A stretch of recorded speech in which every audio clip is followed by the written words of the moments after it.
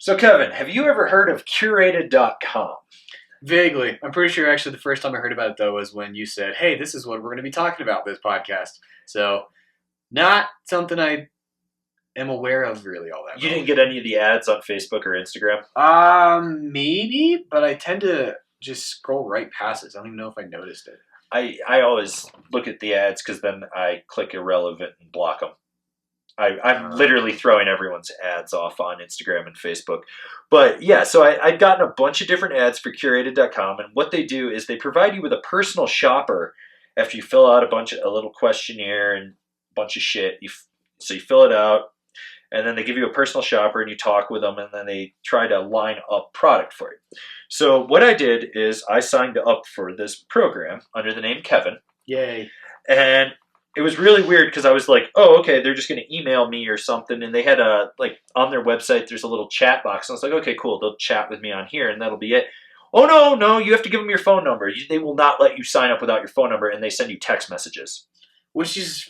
It's really invasive. weird. So basically this is a data mining website. Oh, 100%, because I'm pretty sure since then I've gotten like 3 phone calls from companies that shouldn't have my phone number. Yeah.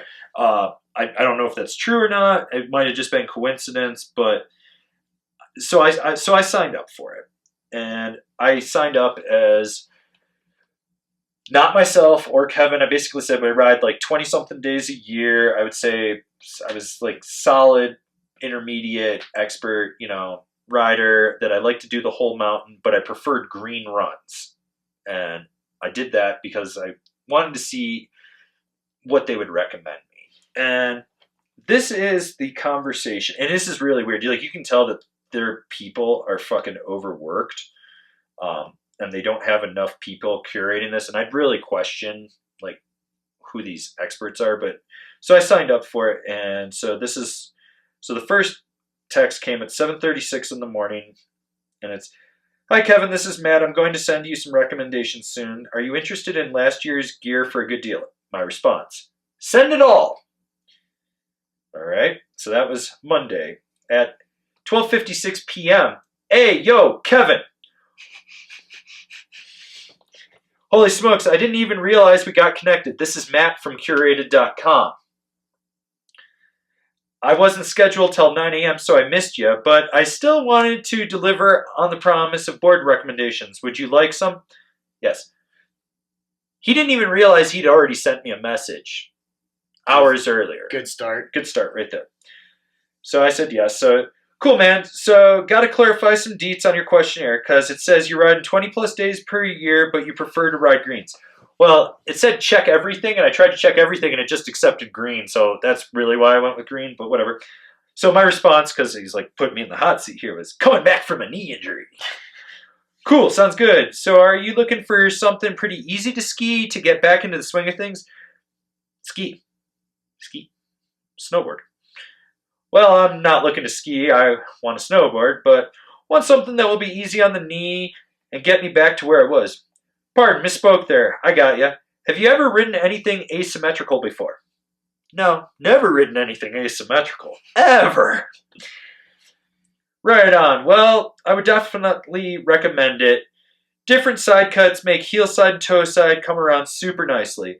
I'll make a few recommendations. So he sends me a link, and it just texts me saying, hey, he shared a link to me. So I want you guys to see the 4 boards they recommended for a solid green rider coming back from a knee injury. Number 1, the Battalion Wally. Literally the softest fucking snowboard I've ridden since the Forum Street Dweller.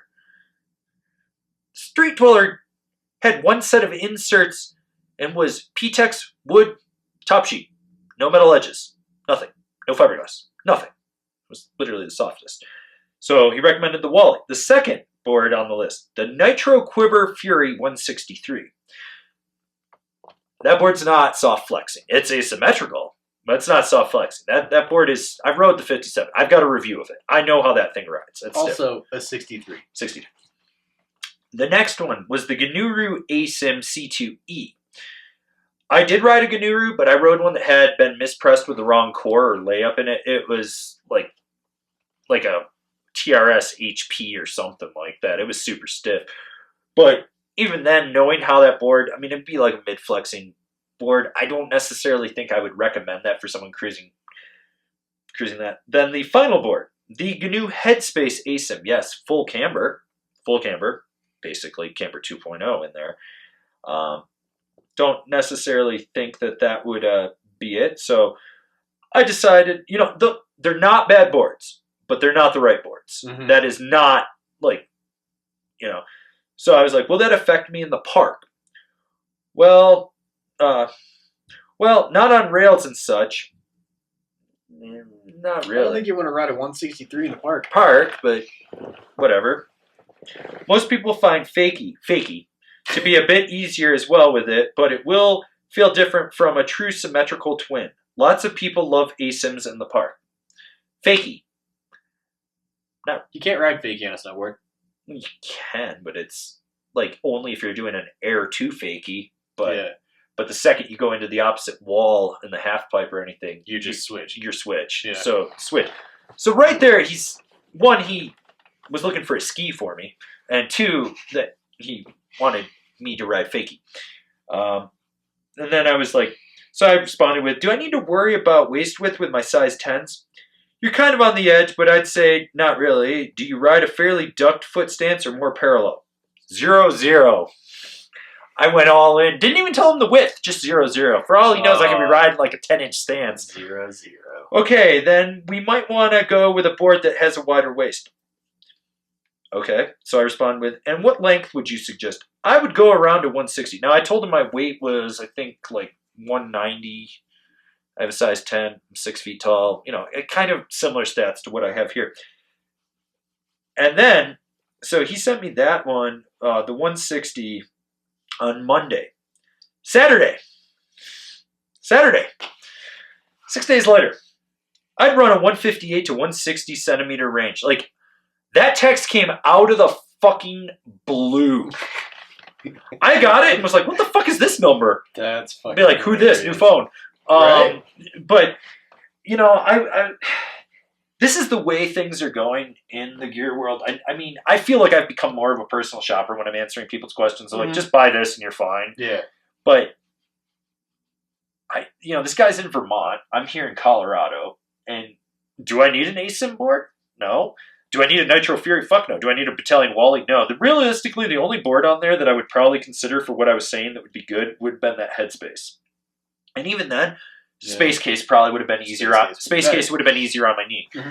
And that's the thing is like, you're only as good as the questions you ask. But this guy was just like, I swear to God, he's just throwing shit at a wall. And they're definitely going through an affiliate program for all their sales and whatnot. And you can also get tennis recommendations, boats, like yachts. They'll recommend yachts for you. Snowboards and yachts. Like, they've got to have a staff of like 200 people in order to handle any sort of volume for the amount of categories that they run, and they don't. Well, I went and looked at their staff, and it's like, I don't know, I think I saw like 15 people on there, but it was a lot of skiers. And the funny thing was, this guy's profile, like, he's got a snowboard on in one photo, and it talks about him growing up snowboarding on the East Coast. And then every other photo he's skiing. And I was like, this dude's a skier. He's someone that just went snowboarding because he thought it was cool when he was a kid. Mm-hmm. And nothing against him. It's just, I feel like it's shit advice. And they're dumping some money into Facebook ads and Instagram ads. And I'm not sure what their end game was. I almost thought about applying for the job because they were hiring. I was like, I should apply for a job and be like, I want $30 an hour. I'll be like, my knowledge is better than all your people combined. I've literally written everything under the sun. Yeah. But this guy, I mean, the fact that he's like, I wasn't scheduled to answer this till 9 in the morning. I was like, it's fucking shred season. Shouldn't you be riding? Like, I wake up, answer questions, then I hit the mountain for a couple hours, and I answer more questions, then I go to my night job, then I come back and answer more questions and work on more projects. But would you, knowing, let's just say I'm 6 foot, size 10 boot, 190 pounds, knee injury, looking to cruise solid green cruiser laps, what would you recommend? Cold brew. Really? Yep. Makes sense. Cold brew, attack banana. Okay. Element. Yeah.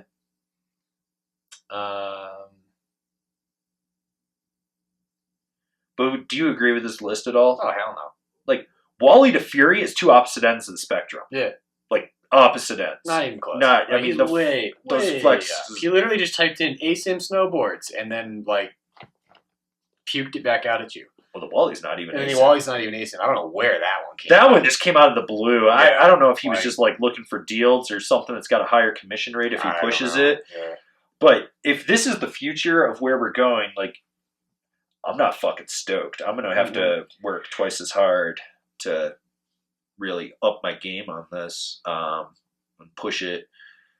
I don't know. Maybe we should offer, like, a... I was just thinking that. Do we need to get in on this game? Yeah, like, is this what we need to do? Is we just become your personal shred shoppers?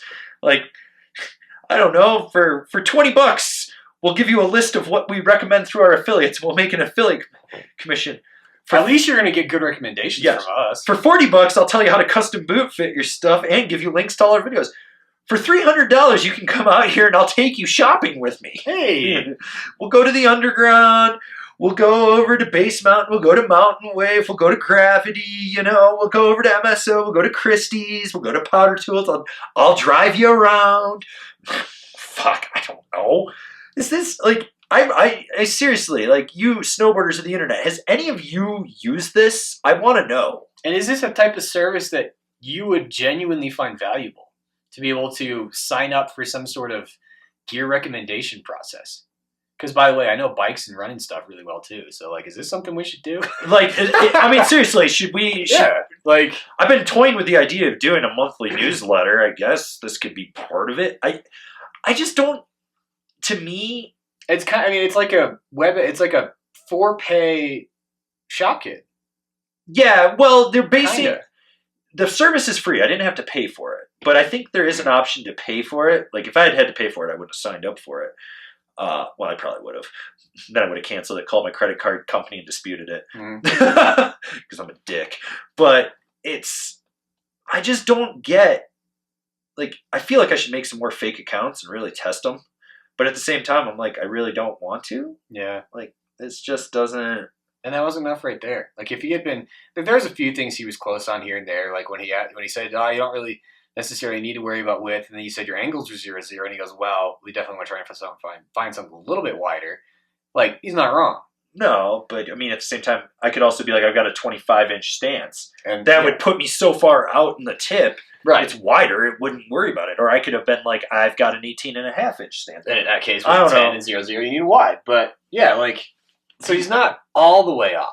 The other But thing at the was, same time, his recommendations, there was, yeah, like you said, there was one good one, and even still, way better options out there. I know, and it wasn't so. Like, when anyone that's ever left a comment and asks like really in-depth questions, because you're only as good as the questions you ask me, and I'll do a top 5 on how to get good gear advice. But when you ask me a lot of questions, I try to answer them as fast and as quick and to the point as possible. But if you like throw something out there and be like 10 different boards, I'll be like, okay, we're going to narrow it down to 3 right away. These are the 3 that fit what you need. I always look at it like, where are you riding? What do you want the most out of your board? What are you looking for? Mm-hmm. Stuff like that. The other thing was, I checked a box and was like, do you want to know more about boots and bindings? I was like, yeah. He didn't even bring that up. I was looking for a whole setup. And after this, I was curious what he would say for boots. Because I was going to be like, I want something. I would have been like, I want the stiffest boot possible, but I also want to be able to butter really well. And have him be like, because simple. Like, I would go exactly how I do it. Stiffest boot, soft binding, like I do. To me, maybe the world's passing me by here. Maybe it's my age. I don't foresee this being a really solid thing. I mean, the concept is kind of good, but at the same time, it's only as good as the people that you have working for you. Yeah, and I think there may be a future to this concept, but it's going to be directly attached to stores. Right. So kind of like how backcountries had for years, where a little chat head pops up and you can ask them a question. Dude, I get the same chat head anytime I'm on there. I'll leave their website up usually when I'm trying to get links or something for the affiliate. I swear to God, they got one girl that works there, and she works 24 hours a day. She's just chained to a desk, because I get her any time of the day. It's the same one. Either that, or it's just this most generic white girl is the person that they have. And I'm like, oh, hey, look, I got So you think you're talking to the same person. Yeah, I got generic white girl. But I've had friends that are gear experts at backcountry. Some of them I would never listen to, and some of them are actually knowledgeable. But like, I kind of see that if this concept is going to go anywhere, it's going to be that. It's going to be something that's a direct part of an online shop, not a third party that then directs you to an online shop, or you buy through. It's as just an affiliate so to an weird to online me shop. to think that they're doing running, mountain biking, snowboarding, skiing, and yachts. The yachts one. The yacht thing really throws it off. I was like, for sure. It's kind of like when you first discovered that Elan also made yachts. Mm-hmm. That's where the real money came from, was making boats. And they're still making boats. Yeah. It just, I don't know. I feel like, one, it's a super invasive thing that you have to give your phone number. And this is the thing. Every time I got a message, I'd get an email saying there was a message, check the website or my phone. I was like, so they're sending you a message at 3 different areas. It just seems so... The fact that you have to give your phone number to me is definitely data mining, because they can easily take care of this same... You could have had the exact same interactions through email. Or even just on their website with their chat. Yeah, and you didn't need phone number at all. No. Which is, like that just screams data mining to me. That they're selling data, and that's where they're really getting their money from. I wouldn't doubt me. At least we don't sell your data. I don't even know why we have the comments on the website. You have to have your email address. Everyone puts down some bunk ass fake email address. It's so funny. I don't know. I've been thinking maybe we should do a monthly newsletter or a weekly newsletter. Although I just don't have time for that right now. Maybe I should just start doing weekly live streams and just keep throwing affiliate links in there. Buy this, buy this, buy this, buy this, buy this. Then again, I don't know. But this goes back to my whole argument that I've had for over 10 years, actually like 15 years now, that there are a lot of people just giving shit advice on the internet. Mm-hmm. And, I mean, anyone can claim they're an expert. I mean, it was funny.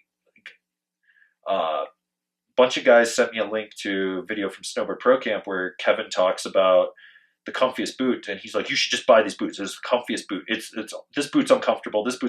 Comfort is subjective, man.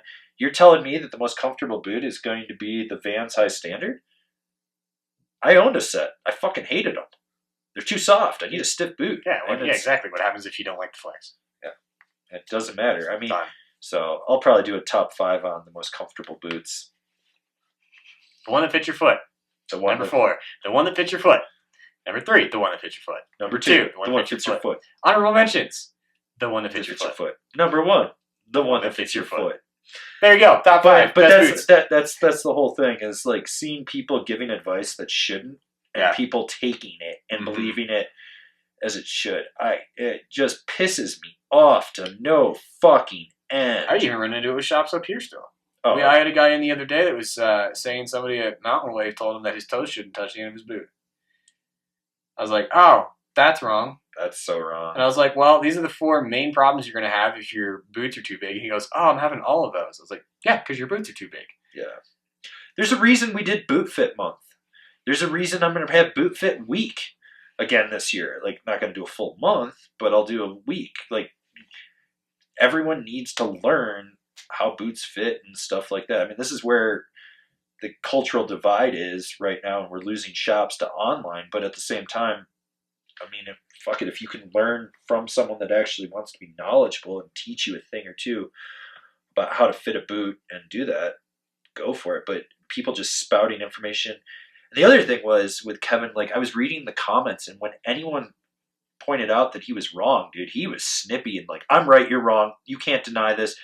All boots have the exact same shape. That was the other thing that he was arguing. I was like, oh, wow, no, they don't. There's a reason I have a K2 foot right now. I will ride a K2. I used to have a Vans foot. Before Vans, I had a Burton foot. Before Burton, I had a Solomon foot. Everything changes. I can't fit into a Burton anymore. I can't fit into a Solomon anymore. Vans I haven't tried since they switched factories, but I'm pretty sure they're not going to fit me. Ride kind of fit me, so I'm going to go with it from there.